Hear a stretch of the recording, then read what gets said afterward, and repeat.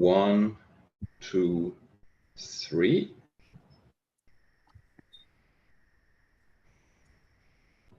And we are live to today's panel discussion.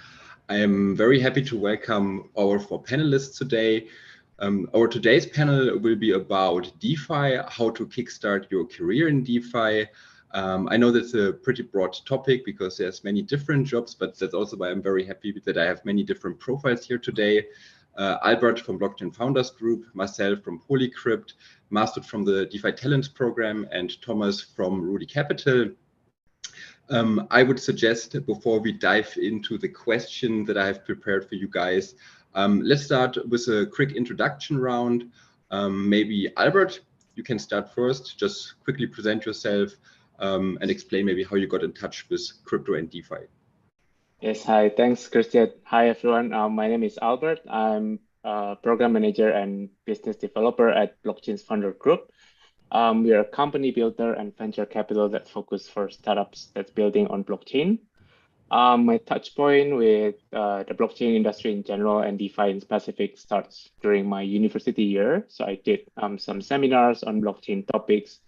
Basically, it's more leaning towards the TradFi directions, but at the end of the day, I'm leaning more towards the DeFi as well, because I see that this is the new technology, is the future of finance. So that's how I ended up here. Thanks. Thank you, Albert. Then next, Marcel. Hey everyone, I'm Marcel. I'll be wearing 2 hats today. I'm business developer at Polycrypt, a company dealing with Web3 solutions for companies and ecosystems, basically building layer 2 technology. And I'm also the co-founder of Defuria, a risk management tool designed specifically for DeFi, which allows you, if you do self-custody, to also manage your own risk in a professional way. Thank you, Marcel. The next, Masoud. Hi, I'm Masoud. I'm currently working at the Frankfurt School Blockchain Center, which was founded by Professor Dr. Philipp Sandner. And here I'm involved as a project manager and research assistant for several projects like the DeFi Talents program, where I am part of the core team, or ITSA, or the DEC Institute, which is the equivalent of the CFA in the blockchain space. And previously, I've worked for several years in the consulting industry, mainly focusing on IT transformation programs, optimizing processes and quality assurance. And since about 2017, I fell down the crypto rabbit hole and never got back. So that's why I decided to take the opportunity and start at the FSBC. And here we are doing a lot of interesting stuff, and actually being a main pillar of building the ecosystem here in Germany. That's why I'm staying and also started here. Thank you, Masoud. And then last but not least, Thomas. Hi, everyone. Thanks for having me. Really looking forward to this. Yeah, I'm Thomas. I'm co-founder and chief investment officer at Rudy Capital, and we're essentially an investment boutique based in Frankfurt, covering the whole DeFi investment value chain. And that includes, for example, in-depth market research, risk management considerations, and also portfolio constructions. So modeling all kind of different portfolios and consulting different kind of investment firms, for example, in Liechtenstein, on how to run, for example, a market neutral DeFi fund. And previously I've worked for Frankfurt School Blockchain Center together with Philipp Sandner, Philipp Schulden, and so on, and also had some time at the ITSA. Yes, thank you guys for being here today. I think it's awesome that we have like 4 very different profiles, even though there are sometimes certain overlaps. Like the Blockchain Center, I think, has been like the start of many for our journey in blockchain. And I think it might be very interesting today to figure out, also for the audience, on how you guys got involved with crypto, especially also with DeFi, and what suggestions or what tips you can maybe give also to them, and also how to enter the space. Before we start with everything job related or career related, we could maybe start with DeFi itself, with the definition of DeFi. just to pick up the audience a little bit, what's DeFi for you guys? What makes DeFi up? What's like special about it? Somebody would like to start? Yeah, sure.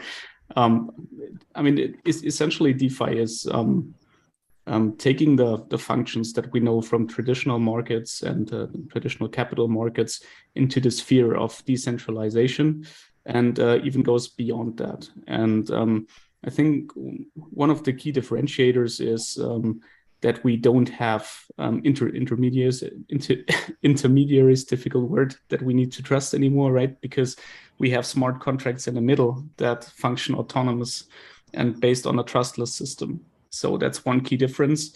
I think another important one is that smart contracts can be programmed in a certain way. I think we will talk about that later on a little bit more. That gives DeFi some functionality way beyond what's possible in traditional markets, for example, modularity of different services. And we have what we often call non-custodial design, right? At least in native DeFi applications, meaning that we have to take care of our own funds in our own wallet, that we are responsible for managing them, which is good and also challenging on another matter. But yeah, I think that's what's very interesting about DeFi, and that also brings some side effects, right? Like it's an inclusive system because there is obviously no state actor that can control the system and oppress people and so on.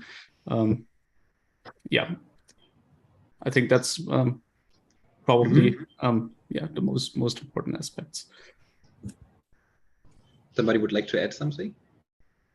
Yeah, I mean, for a lot of people that have been in crypto when DeFi started, it was basically the first time that you could turn crypto assets into productive assets, right? So they weren't just lying in your wallet. You could lend them out. You could pool them and enable other people to exchange their cryptos decentrally, right? Because like one of the biggest challenges in crypto currently is like the centralized gateways, the centralized exchanges, right? And with the emergence of DeFi, we had suddenly had the opportunity to do a lot of other things as well in a trust-free way.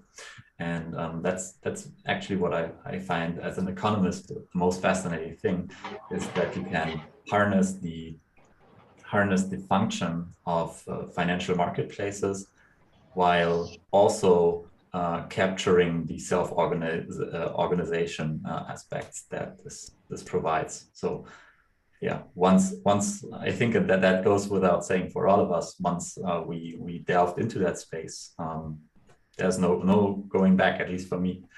Yeah. Yeah, and what I wanted to add is to those points that I agree with is that DeFi is not only a new technological stack, it's actually a new way of working. It's actually a culture. Web3 as a whole is a culture. And it's about being inclusive, as Thomas said, and it's about building something together. So the collaboration is in the middle of everything, and everything being open source and decentralized. And that will also impact on how you will find a job and how you actually form your career in this space. But we will talk later on this topic. Mm-hmm. But if I may add, like I think DeFi in this context, especially in this career context, is we can take that a little broader, right? Because not only everyone building a DAO, creating direct DeFi products is working in DeFi, right? So there's development jobs, there's infrastructure, there's services. Yeah, all of these things today they will all fall under the umbrella term of DeFi, I think. At least that's where I would be coming from. Yeah, I think this is already a very good point, because very often people always associate DeFi with, I have to be fluent in Solidity and I need to write a smart contract. and I don't know, I have to be like this Web3 native kind of guy who basically like always ships from one place to another, right? First I live in Zug, then in Lisbon, but as you just said, Marcel, I think of course this is some part of DeFi that definitely looks like this, and I would say that's definitely like the core, right, which everything like builds up onto. But as we can see here right now here, there's a lot of business models that basically emerge from basically these protocols, and they not necessarily always have to do with like developing or like writing smart contracts, right? Yeah, absolutely. I mean, there is lots to it, and as in every other aspect of jobs, you need a lot of people from different areas of expertise to make a great product. And obviously, the tech is very important, especially the security aspects. But of course, on top of it, you need a product, right? And you need a product market fit, and you need to build a community around it, and have a well balanced incentive system that basically takes into account all stakeholders in a very balanced way. And so for anyone who's interested in DeFi, there are a lot of different roles, and there is certainly one that can match your interests and expertise. There is no doubt about it. So you don't need to be a coder. You don't need to be a mathematician or an economist. So there is, community building, social media, there is tech, there is economics, tokenomics, community building, business development. So essentially all roles that we know from traditional companies, and then extended by some maybe more specific functions, which are, let's say, specific to decentralized autonomous organizations, so-called DAOs that run the projects. Since they evolved, some new very fancy jobs have evolved as well. Yeah, I think I want to add on top of Thomas as well. Like, for myself, I'm also not a coder or a programmer, but then you can still work in the DeFi industry because, there's so many layers in DeFi, and it's not easy for common people to understand blockchain first, let alone DeFi. So there's always a need to bridge the understanding of what DeFi is to the standard TradFi industry. So that's always a role for everyone. It's just you need to take some time to learn and understand it. Yeah, and even like what I observed is even for those who are very interested in like doing their own thing, like not necessarily becoming an employee, but like becoming a founder or becoming a contributor to a project. I was surprised when I found out that yes, of course, the scale is tipped towards developers. If you're a developer, entering that space will probably be a little bit easier for you, but still so many business developers are looked for, so many also people who know just how to operate, for example, a company, or how to navigate their way through blockchain ecosystems, Discords, for example. They are desperately needed, and I was actually quite surprised by that, because like I always thought, yeah, okay, everyone has an idea and looks for a developer to code it, but that's not the case. Like it's everyone is kind of looked for in that area currently. This is also a little bit what I have figured once I spent a lot of time on different Discords. If you look at like a protocol, there's often like 40, 50 people involved. And I think the coders are maybe just like 3, 4, 5 of them, though they maybe make up like 10 or 15% of the whole administration. But then you have like a lot of community managers, people like dealing with partnerships and so on, so there's a lot of like, even in the back, basically in traditional finance, you would call them basically back office. Now in DeFi, the developers have somewhat become like the front office jobs, right? Like really getting like the stuff done. But now we can really see that there's a lot of jobs basically behind it. But I really like that you guys were just touching also on Discord and Twitter, because Elon Musk just bought Twitter, right? Yesterday he made a very funny post where he was carrying in think into the Twitter headquarter. I think we all know that Twitter and Discord is basically like the heart and soul of crypto and also of DeFi. Can you maybe elaborate a little bit on like what role does Twitter and Discord play for you guys? I mean, obviously also in terms of like how to connect, but maybe there's also already some kind of partnerships or jobs or whatever has basically erupted from you guys being on those social networks.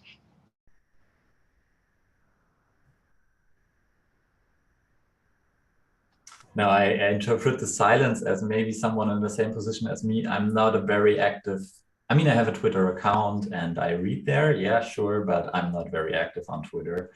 I'd agree that every single project has a GitHub and a Discord server, and that's where actually, yeah, a lot of juicy and quite important discussions happen with completely unknown people, which I really like about this sector, because it is about content much more than it is about who are you even to make such a suggestion. But yeah, the heart and soul is definitely in the way that people interact. Yeah, in this digital way. I mean, it's of course that it has to be this way. It's decentralized, right? Mm-hmm. Yeah, I think Twitter and Discord serve quite different purposes after all. So for our research and investment activities, we spend a lot of time in both actually. And I think what's very interesting and great about Twitter is that the information flow is extremely fast. And the only thing that you need to make right is that you receive the right information from the right people. So it serves as, I would call it a first curation layer of information. And if you make sure that you follow the right people, you can, just inhale a lot of good information in a very short period of time. So you scroll down the timeline, and of course there's lots of irrelevant stuff, even if you follow the right people. We all know what Twitter has become. A lot of shit posting, even from great people, because it's also a lot of fun. But in the end, if you follow the right people, it's really, really good to get new ideas, to be inspired, great hints, to projects or investment opportunities to take a deeper look at. And Discord, I think, is, I would say for us, it's more part of the due diligence process, that if you have, some kind of questions about tokenomics, some parts of the white paper that you don't fully understand, if you want to retrieve data from a smart contract, but it seems something doesn't seem right, you go into Discord and you chat with support with devs. You just want to make sure that you have a complete and accurate picture of the project and the investment opportunity. And for people that are very active in, let's just say, the community of a project, then Discord is great as well, right? Because obviously there is a lot of discussion going on, which is not going on Twitter. Maybe some, but not very, very specific. This is more done in the Twitter discourse of the respective projects. But yeah, I think both together are very powerful, actually, and contain a lot of information that you don't have in traditional and even in crypto media outlets. Yeah, I can completely agree on this. And what I find very interesting and very important is that, as you also mentioned, that you can actually approach anyone. So I use Twitter daily. So because, as you said, there I find information that I don't find anywhere else.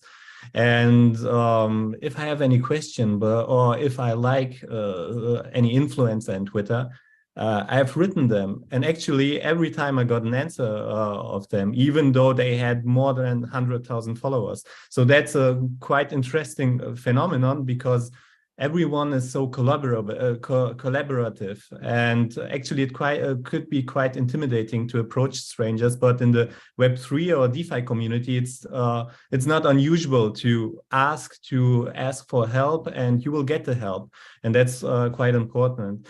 And another example that I have, a colleague of mine participated just recently in a hackathon, and he was looking for people who can, or a team actually, and he found this team in the Chainlink Discord. So if you are looking for co-founders or people who you can start a hackathon with, Twitter and Discord is the best place to start with.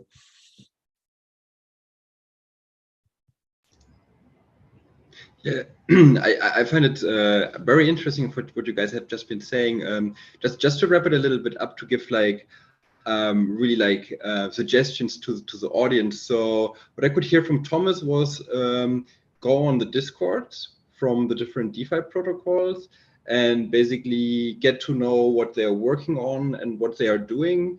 And from you, Masood, also like basically influencers. Maybe you guys, I mean, you guys know pretty well like the space. Who would you follow, like developers, or because as Thomas just said, there's also a lot of misinformation, right, on Twitter. So I feel this is like a little bit of a problem with social media, that information are very often not verified. How do you deal with that? Yeah, so for my part, I can say that I clean my timeline very regularly on people. So there is, there might be a very interesting post, and I look at one or two other posts of a specific person, and then I follow them. And over the weeks, I see like, well, okay, that's not the quality that I was expecting, and there is a lot of spam and shit posting, let's say. Then I clean my timeline and I unfollow people again. So I think it's very important to follow all kind of different people from different disciplines. So I, for example, follow also macro people, like traditional finance, traditional markets macro people. I follow people that are very interested in macro perspectives of Bitcoin and Ether. I follow developers of specific projects, and so on. Because if you want to get a complete and accurate picture of what's happening in the market, it's very important that you don't run to in your own biases, that you challenge yourself with all kind of information that's coming towards you, even if it doesn't match your expectations, or even if it doesn't match like what you want to hear, right? If you want Ether to be pumping and there is a lot of bearish noise in the market, and a lot of great people starting to doubt the growth in the next couple of weeks or months. So it might be time to listen to them and at least take their information. And so yeah, it's I think it's continuous work actually. Just make sure you follow people that inspire you with their posts, but don't be ashamed if you unfollow them a week later again. So yeah. I think that's a very important part. What I think is strict about it. What I think, I completely agree. What I think is the filtering the clutter is very important, as you say. So actually, what I do is using Twitter or Discord only as a complement to my own due diligence. What I'm looking at is, for example, if I'm assessing a project, looking at the GitHub. What is actually going on in the development of this project? What are they doing? Are they doing actually anything? Or using analytics sites like Messari or Dune or other pages to build my own conclusions. And if I find some specific or relevant information, I will look myself and do my own due diligence if actually what is written there is right. So of course, we all know this term, do your own research, and that's very important in the Twitter and Discord space. Yeah, I mean, you can always take the easy way, check out who Thomas is following and follow these people as well, right? Yeah, it's a constant filtering and sieving through Twitter. But to get like the discussion going back to Discord a little bit, your initial question, Christian, I think for the audience that's looking into single individual projects, if they're interested in terms of a job or just want to understand something, if it's a highly specific thing or they are part of a governance team or whatever, then they'll probably use Discord. If you want to, like, if you want to boil down a lot of information into your doing, and you want to also learn something completely new that you weren't aware of, then I think Twitter is a go-to place. But my best practice in terms of following and not following people on Twitter is, once I have the feeling that for the second time I've seen something low quality, I kind of unfollow them, because with Twitter, the biggest challenge is to manage your quality in a way that you can follow 10,000 high quality accounts. You still won't get the information you need, right? So you need to be really restrictive with that if you want to use it professionally. If you just use it because it's fun to use, do whatever you want, of course. But that's something that I've learned the hard way. Like, getting distracted by memes and shit posts too much really can hurt what you can take in information-wise. Yeah, it's very interesting, because coming from a company builder and VC side, I honestly personally don't really use Twitter and Discord that much. So my first touch point is usually LinkedIn, and then usually because in LinkedIn you have like less like this shit posting, right?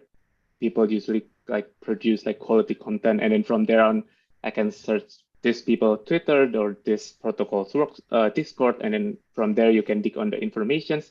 So I think this is somewhat my filtering process to go down if this protocol is worth investing my time or not. Mm-hmm. Yeah, actually, like I would totally agree with you, Albert. On LinkedIn, you won't see so many. I mean, very often you call it psyops, right? On Twitter, I think one very nice point of psyops was, for example, 3 Arrows Capital, who was always basically saying they would go long crypto when November it started to drop a lot, right? And everybody on Twitter was like, they're doing psyops. They want us to go long, but they're actually short, right? And at the end, they were really long, and they basically got liquidated with all the assets. So on Twitter, I feel like it's very difficult to always figure out like what's the actual truth, right? But I have to say, I really like what Marcel just said with basically also looking at very influential people in the DeFi space. For example, I know that I did that at the very beginning. So I was like, who is Vitalik following? And I was just going through the list, like who's Vitalik following, and whenever I saw somebody where I thought like, hey, this might be a very good developer, or like somebody who's very important in the space, like I would just give him also a follow, right? So I felt like this was a very nice way of pre-selecting certain people to follow. Okay, let's move away from Twitter and Discord a little bit, and let's talk about how you guys got into crypto or DeFi. Was crypto and DeFi right away your first job, or basically did you guys like do a turnaround and you started maybe in traditional finance? Yeah, how was it for you guys? Yeah, maybe because I was a little bit short on my introduction, I can give that story now. As Thomas and Masud, I also started working at the Frankfurt School Blockchain Center. That was, however, while I was still studying.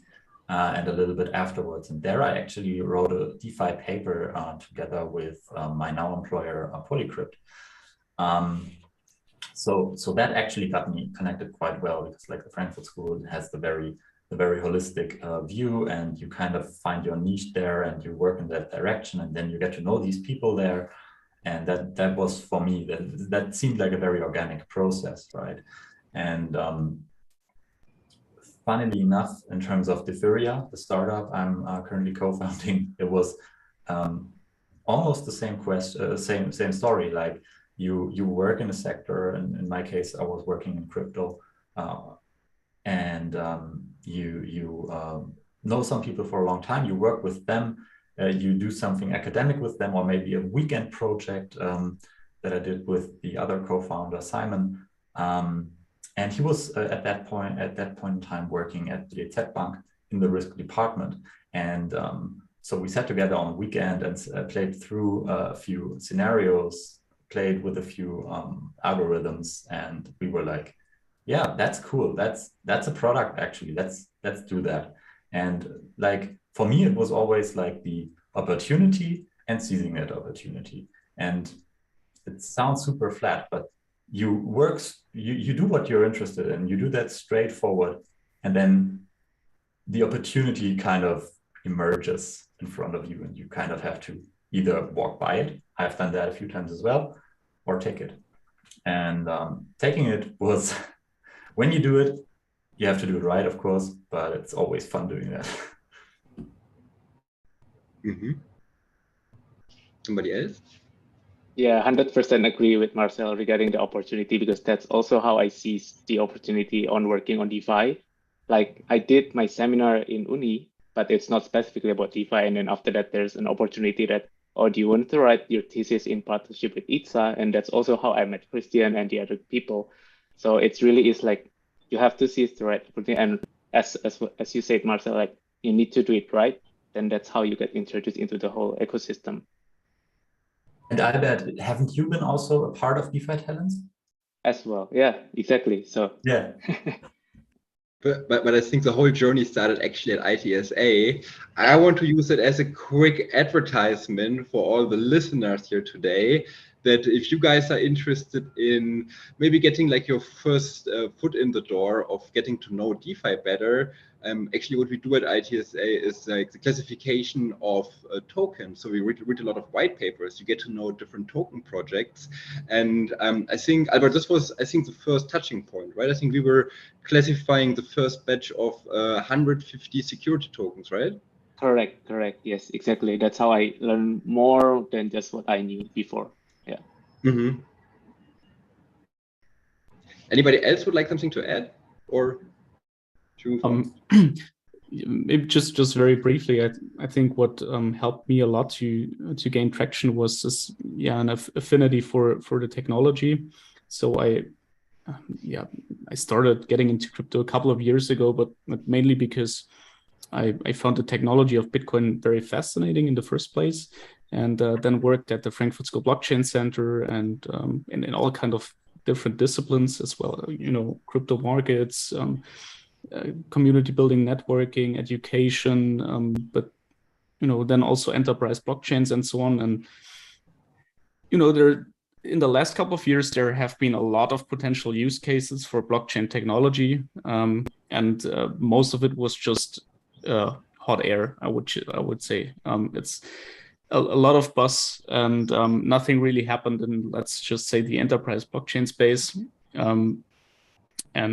So I just, for my part, I came to the conclusion that the highest impact of blockchain technology could be in financial markets, and because it's just predestined for the technology itself, for the advantages that the technology provides. A very trust-based system in the old world. A lot of institutions that take their part of the cake, not getting money to the people in the end, but just gets lost somewhere in the process. So there's a lot of good things blockchain technology can do to those markets, and so that's what brought me into DeFi, and it's just incredible to see how powerful that technology can actually be. It's still experimental in some sense. A lot of things that need to be improved, definitely. But from today, everyone out there can be a market maker. Everyone out there can just take their Ether or Bitcoins and put them as collateral into a credit market and get some stable coins out. And that's just crazy. Just imagine if you go to your house bank and you tell them, I have $200,000 worth of Bitcoins. Do you take it and give me cash for it? They maybe do if they're very progressive. Most of them won't. But even if they do, you have to undergo an incredibly lengthy and complex process to do it. And in DeFi, you just take your collateral into a protocol, and 5 minutes later, you have your stable coins and cash them out. I think many people still underestimate what's actually going on in those early days. And so you just can imagine what happens in a couple of years from now. Thomas, would you advise our viewers to burn their fingers? Like to just try it out, to just go and do that? Say it again, sorry? Would you advise to our viewers to go ahead and do that, maybe even burn their fingers a little bit to get into that? Yeah, certainly. I mean, layer 2s made it possible to don't have that much sunk cost, right? So you can onboard with $10, $20, or $50 and just play around a little bit. And I think it's a great start. Just creating a wallet. A good wallet to start is actually, for example, Argent, not MetaMask or something that it's just too complex for many beginners. And with Argent, you can just send funds directly to a layer 2 blockchain, and then you can start. I think they even have some DeFi protocols already integrated in the wallet, and then you can start playing around without too much of a hassle and get a good understanding of what's already possible.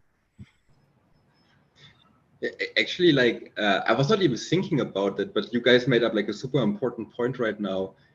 To really understand DeFi, to become a part with DeFi, you have to interact with DeFi, right? We have been doing that for years now, basically being on MetaMask and figuring out what's new in the market, what new protocols are out there. But just as you said, Thomas, I think it's very important to not only read about it, to know the coins, but also to be basically on the DeFi protocols, right? And just, as you said, you don't need to have much money, right? You can just use 10 USDC, deposit into MakerDAO, borrow some DAI, I don't know, and then do some other things with it. I think it's really about being curious and just trying, right?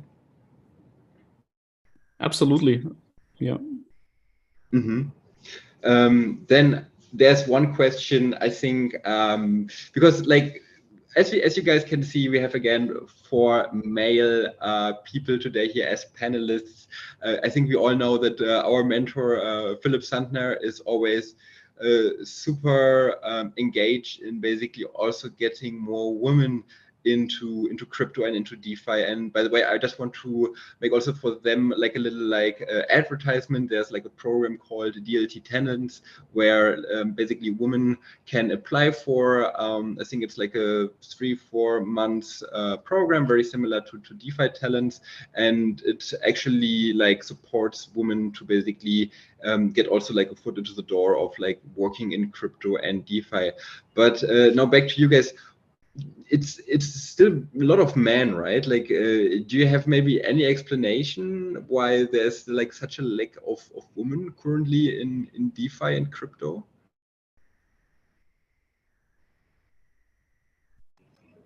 It's certainly because developers have always been male dominated, right?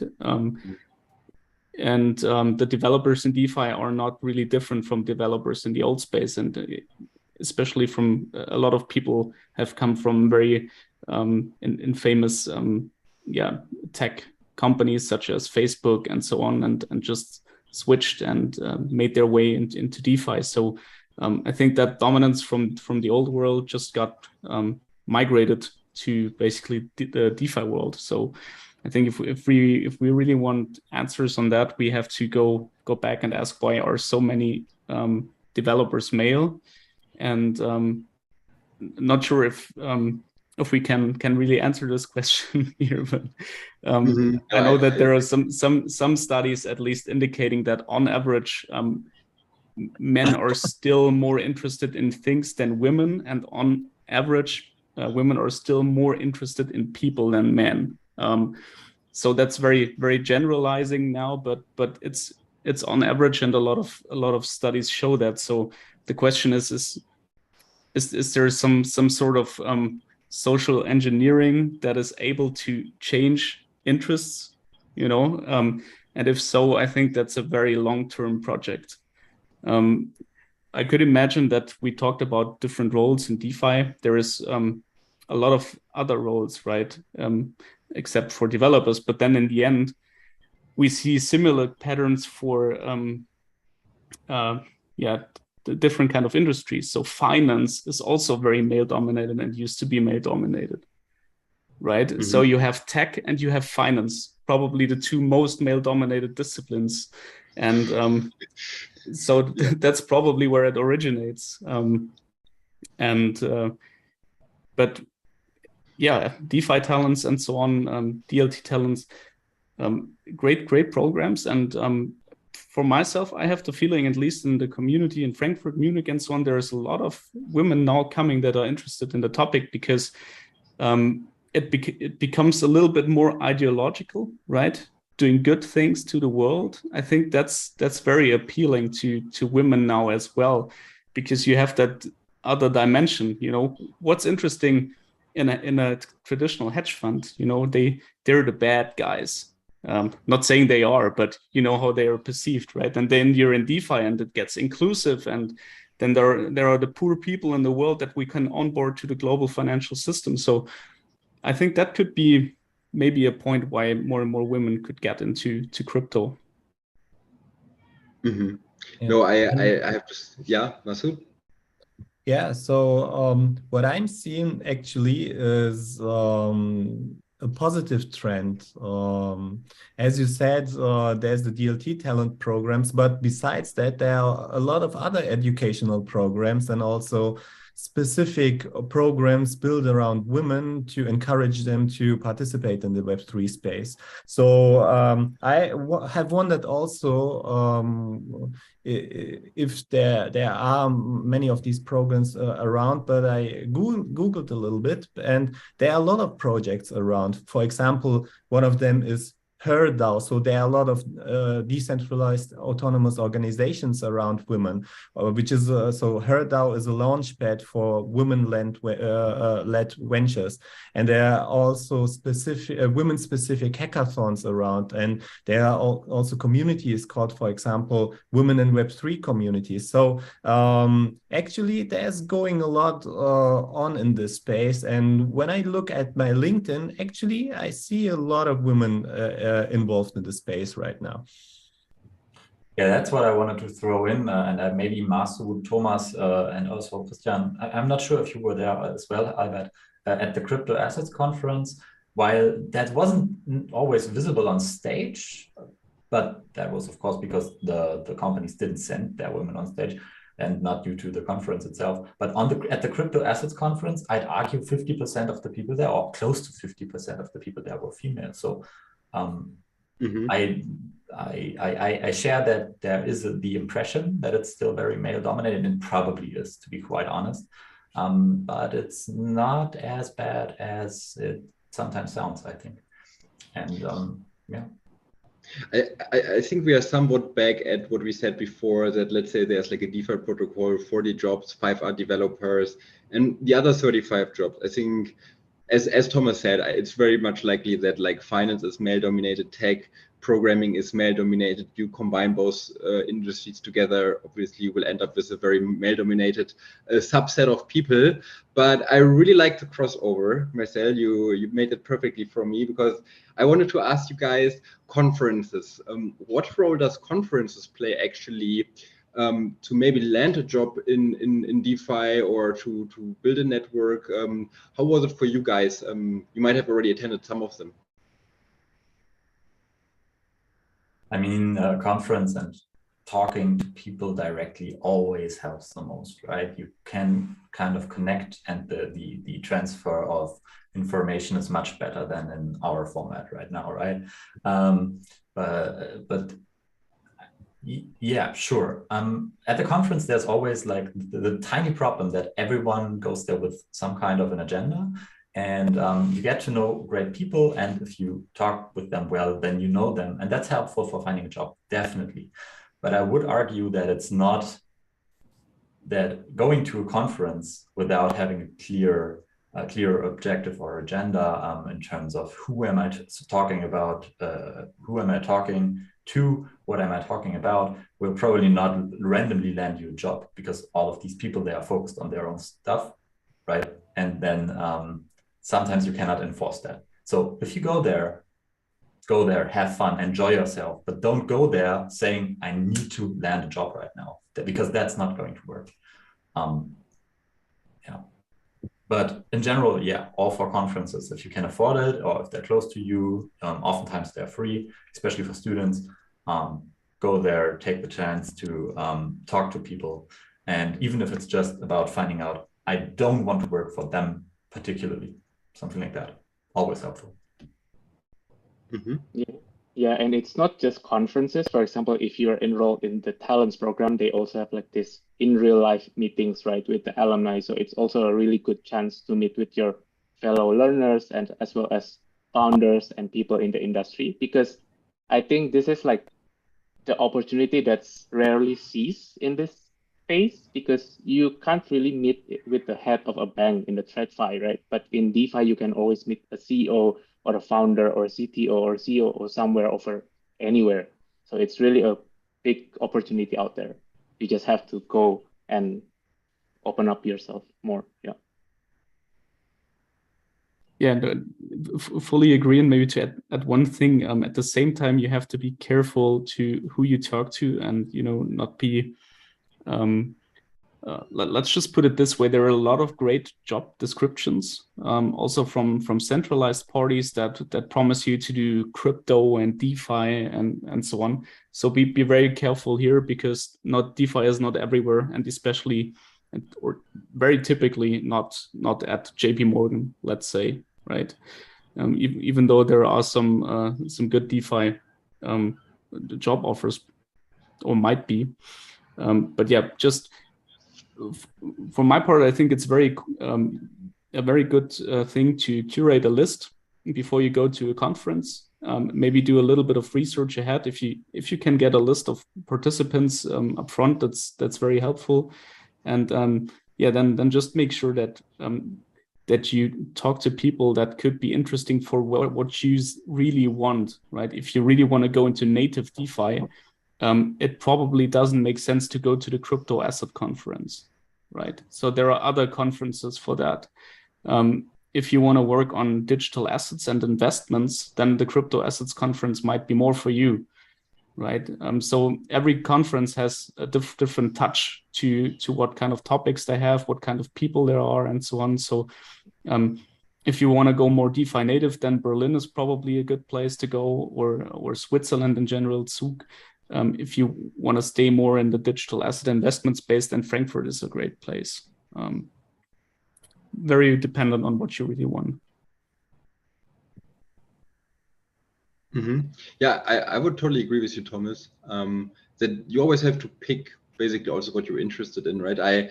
I myself, I haven't been to like ETH Denver, ETH Paris is totally on my bucket list at the very top, For example, I know that there was now, I think, a token 2049, and yesterday I saw it, and ticket prices are sometimes up to 1K pound. So yeah, I said happily no, but there's many projects, or like, let's say, conferences out there where you can also get in way cheaper, or sometimes they have like also streaming tickets. And I think there's also like always this educational part, right, where you just listen to the audience. I know, actually, Master, maybe you can elaborate a little bit on that, because I know that the Frankfurt School Blockchain Center also maintains a YouTube channel, right? Could you maybe explain? I think you upload all the content from the Crypto Asset Conference always on there, right? Yeah, so actually, after the conference, you have the possibility to watch those speaks, and besides that, there are frequently panels on specific topics with companies, with DeFi companies, with companies from the traditional space who are doing blockchain stuff. So yeah, so it's a good place to learn. And if you have missed the conference, that's a good possibility to get insight about what companies are doing right now in this space, and what regulations are currently in place, what kind of restrictions the companies have, what could be the developments in the next few years. So you will get a lot of insights through these videos and through these companies who are presenting themselves. Because actually there's a lot of stuff going on that might not be visible through the mainstream media, but through those conferences you will get a lot of insight about those. Mm-hmm. Yeah, I think sometimes people underestimate on how high profile the people are actually at such conferences, because I know this year at the Crypto Assets Conference I saw the CEO of BitMEX. I think they're located in Singapore. Alexander is his name, and apart from that, I think also the Binance head of Germany was also there. I think previously it was also the head of Coinbase of Germany. So there is many high-profile people also at such conferences. And if you guys are interested, I can always suggest on attending some of them. Yeah, let's check. One more quick comment on that.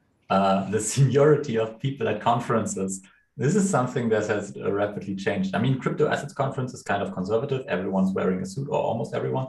But like, if you look at the large ETH conventions, it is very likely, or it's not impossible, that Vitalik walks up to you in some sort of cosplay, costume, anything, and people wear jogging pants all the time and stuff. But those are actually like the real big players in DeFi, right? And that's I really enjoy that phenomenon entertainment-wise in the blockchain sector.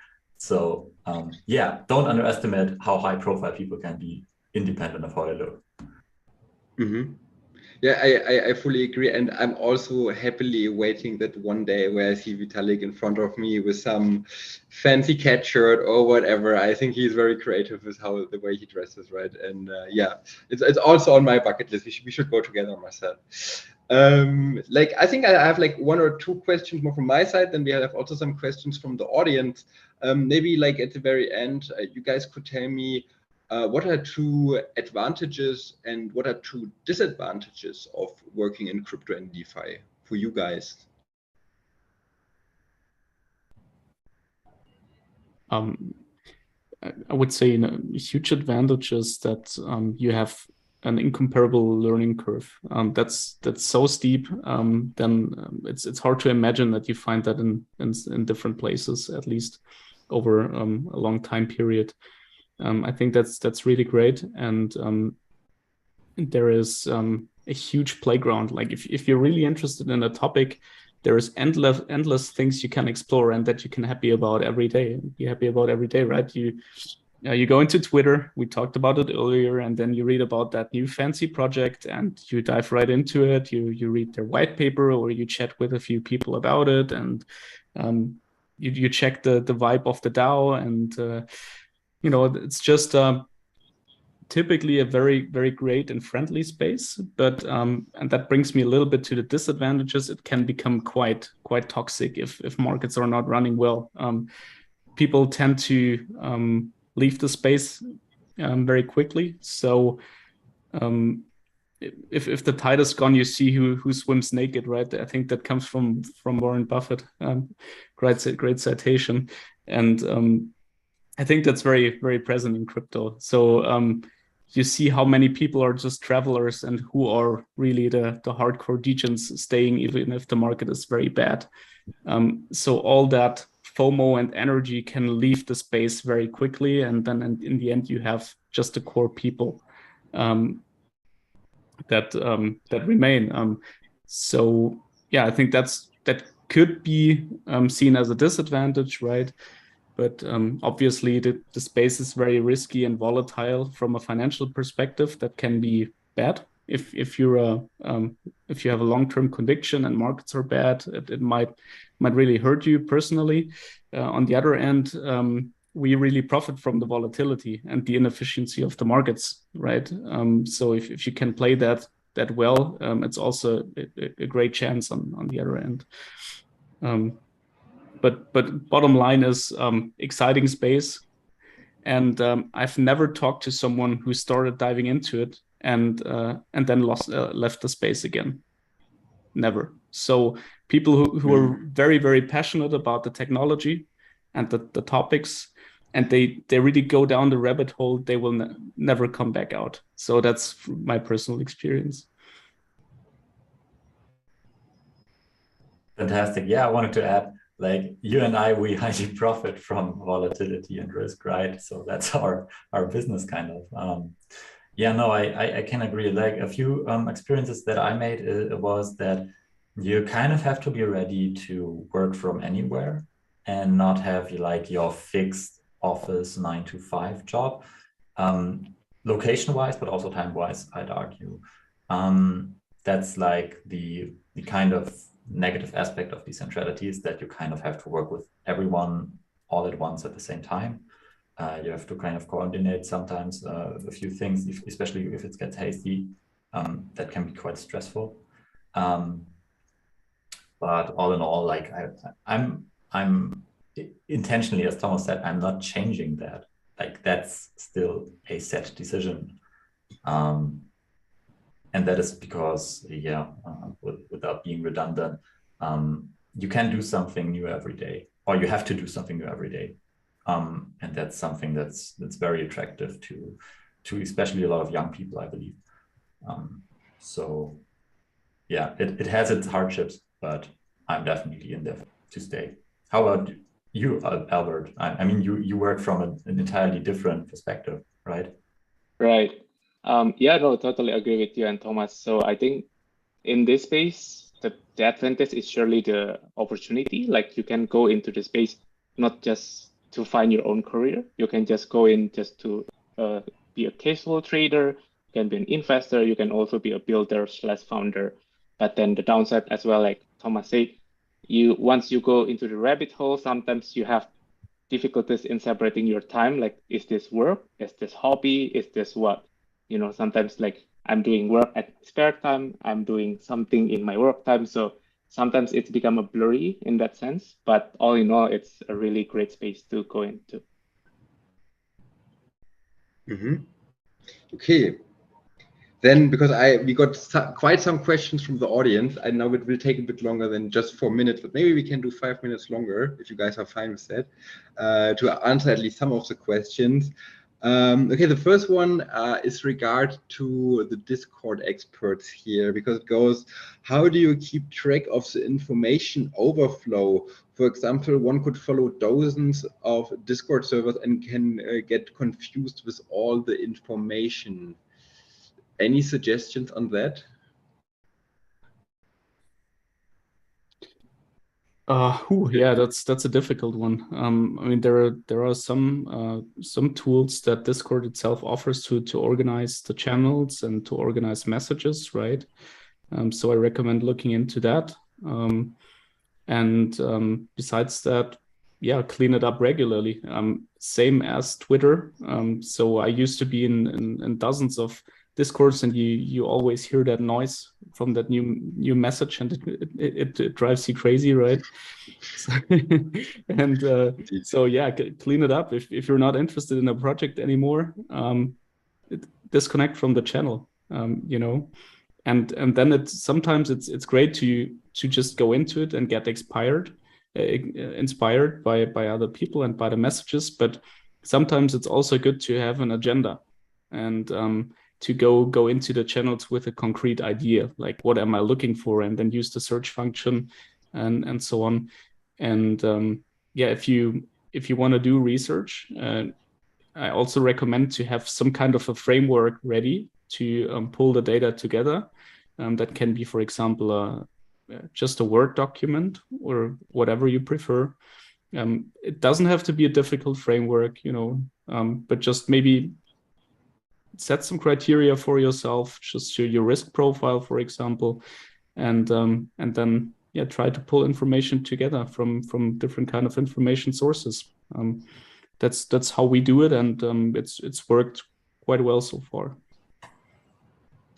Yeah, Marcel, you want to say something? I mean, in terms of Discord, you, as Thomas also said, you go there with usually some sort of, I'm interested in that project, or I want that question answered. You go there with a clear objective, and you usually don't contribute to 12 DeFi projects at the same time, where you need to read everything everywhere. That's usually not the case for me, at least in Discord. So honestly, I have very strict settings. Like I only get notifications if I'm either directly answered on a thread that I posted, or if someone only mentions me, not at channel, something like that. So for me, and I'm by now on quite a lot of Discords, I don't feel like there's a lot of noise. If you filter that out, maybe I'm just strict. Maybe I'm not. Yeah. Maybe some people want to remain open to a lot of discords and want to read all the news that are posted everywhere, but I highly advise against that, to be quite honest, because you don't have the time to not even skim through all of that. So honestly, leave the Discord if you're done there. Yeah, and also one suggestion from my side: maybe block messages from people you're not befriended with, because I didn't do that, and my Discord is full of people who scam message me, "Hello, this is MetaMask support." You know, at some point, you know, you are just done with those messages. You know, just like.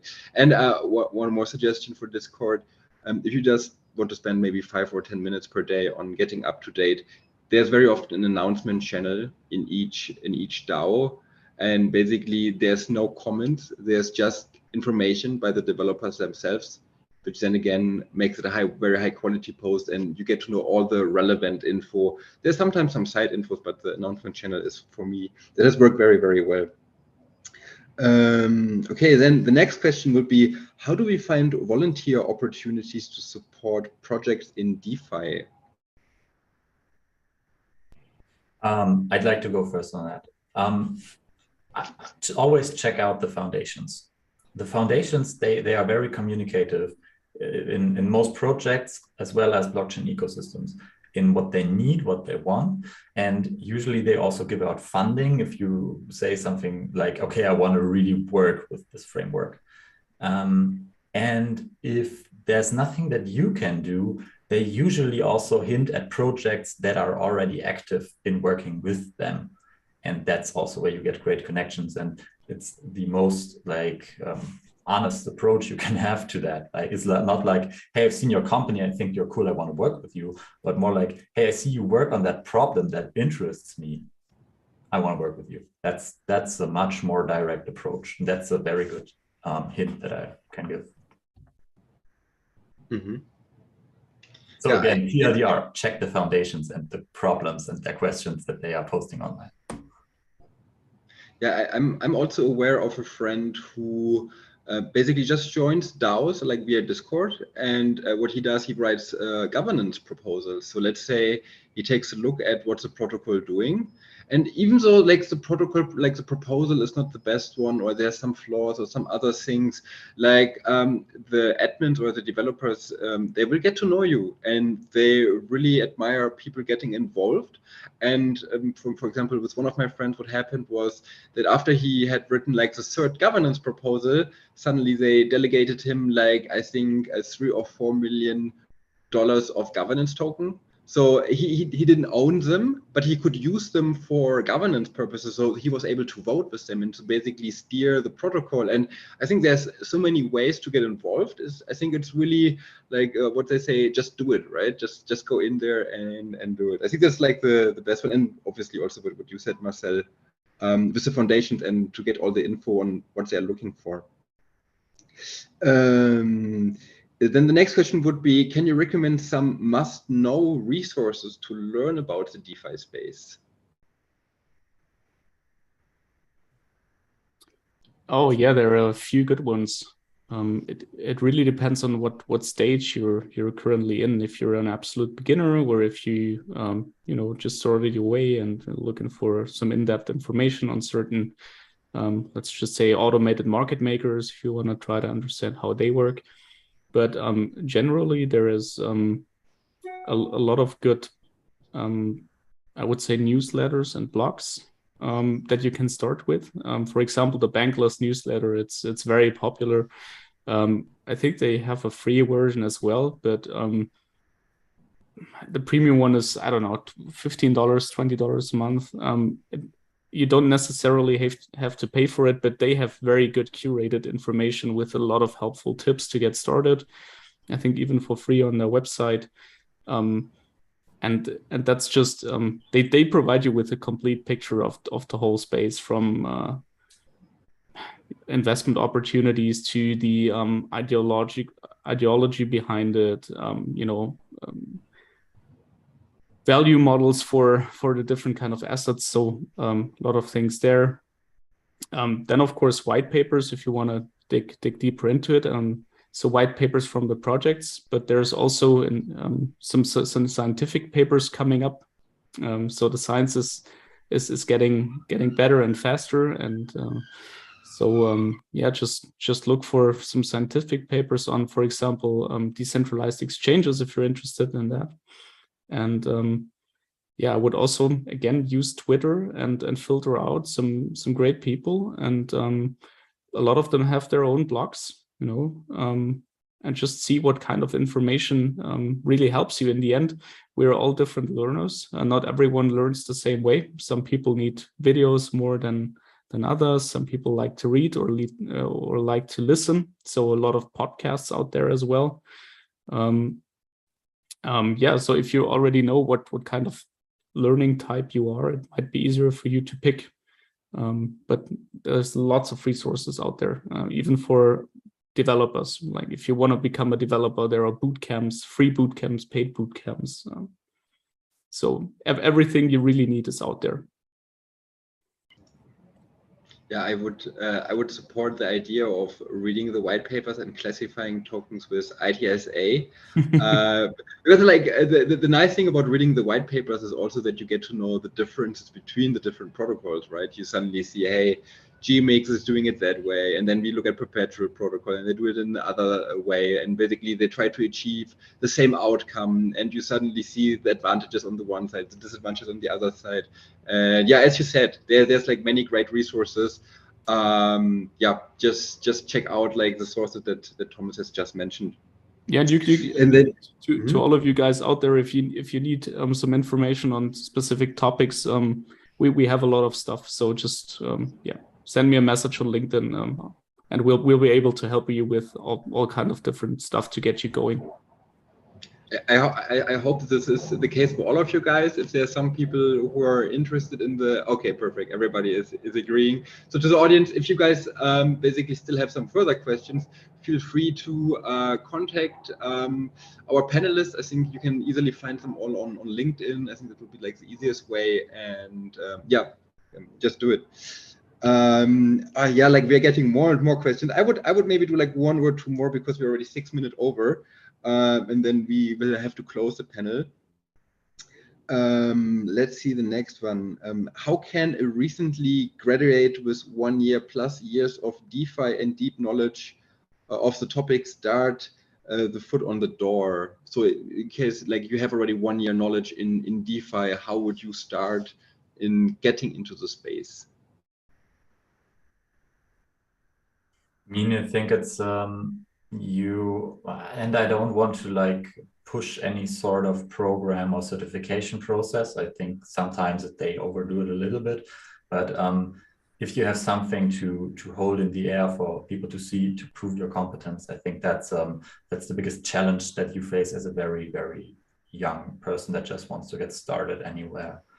That can either be by making a very, very smart suggestion to a DAO, like writing a governance proposal or something like that, or publishing some code, or by doing something like, and I think Masood agrees with me here, the DeFi Talents program, or the DLT Talents program, or the NFT Talents program. I'm not sure if there are more, and get some sort of proof, because in that space, and that's what I've observed a lot, sadly, there are many, many great people who've been there from minute one, but it's very hard to prove that you've been part of a decentral network, and that you are experienced with these things, because you don't kind of want to show people what you did with your wallet, or you kind of don't want to tell them about, I don't know, what projects might have been failed and you have been part of that, something like that. So you need to have something in your hand, and that's where I would get started.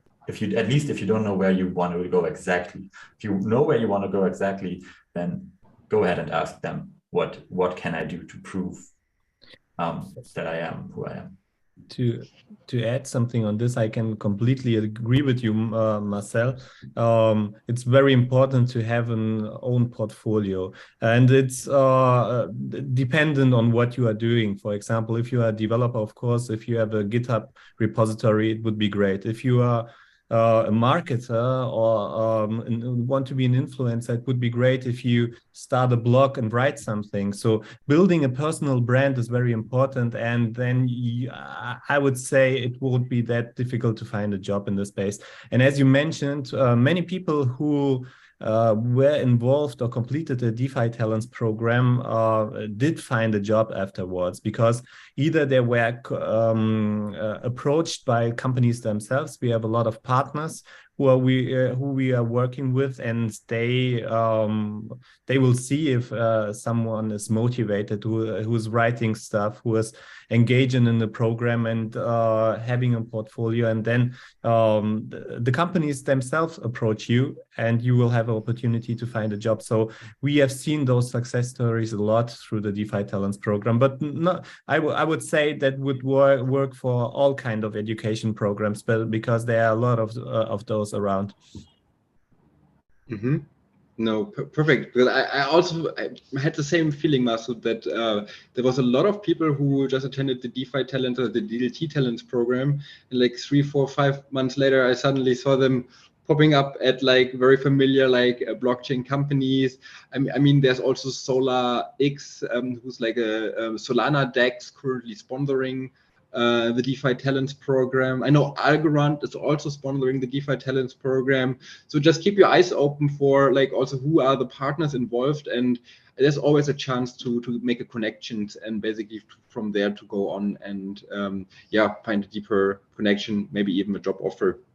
Okay, because we are very late on time, I would very, very briefly answer the last 2 questions myself, because one is, what are the different ways to get involved and contribute in ITSA? Just feel free to go on our website, itza.global. We have their chatbot. Just connect with us. We are very happy to invite you to our working groups, which include the identifier, the ITIN, as well as the ITC, the classification framework. And we're very happy to make you part of ITSA. And then you can, I think, also learn within our working groups. And the last question is also somewhat ITSA related. How can someone portray personal experience and research on hard DeFi topics? The curve was Frax shares, for example, on their CV in order to be attractive to project or organizations. One interesting story, we had somebody called Martin Palazov, and he wrote an article for ITSA about liquidity. And this liquidity article was seen from liquidity itself. And they were so happy about the article because they thought it was very, very well written that, they gave him a grant. And another DeFi protocol also stumbled upon the article, and I think it helped him land a job at the Melt protocol on Cardano. And he will be also part of our next panel, which will take place on the 17th of November. And it will be about centralized exchanges versus decentralized exchanges. So if you guys are interested in writing articles, you can use ITSA as basically your publisher. I'm very sure that you could also just mention it on your CV that you did that. I mean, people can just see your record right on our Medium page. And then second, if you guys are interested in learn more about decentralized and centralized exchanges, tune in 3 weeks when we have our next panel. But we are now already overdue for 13 minutes. I want to thank my panelists for being here today. And I'm sorry that we are now 13 minutes late. I hope there's no issues with any schedules at the moment. It was great having you here, and I think there was a lot of nice insights for our audience. And yes, as all the panelists said, if you have any further questions, feel free to contact them.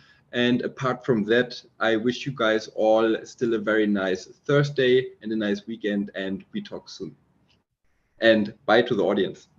Same to you, Christian. Thanks for the moderation. Thanks, everyone. Thank you. Thanks, Bye. guys. Bye-bye. It was a pleasure. Bye.